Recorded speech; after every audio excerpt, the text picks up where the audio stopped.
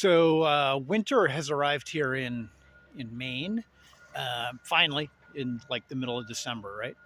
Um, and I don't know why I was surprised by that, but I was, and that caused a couple of problems for me.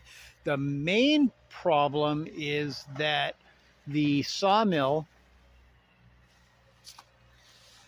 which has a lubrication system that is just water. It's this tank up here, which should be filled with water and like some soap as lubricant.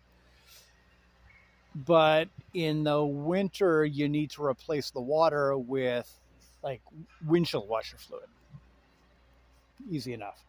Um, but I didn't do that. So when I arrived here yesterday, everything in there. So back up. Big tank of water, not a big tank, a tank of water here. The water flows through these hoses. Right here is a really clever valve that opens up only when you're running the engine. So this cable here is the throttle. So when you when you rev up the engine to cut a log, that also opens this valve. Am I showing you the valve? To dribble water out through here, and then the water dribbles out onto the blade. Easy. All of that was frozen. And I was worried that it had frozen so much that some of the hoses or even the brass fittings might have been damaged. But turns out that didn't happen.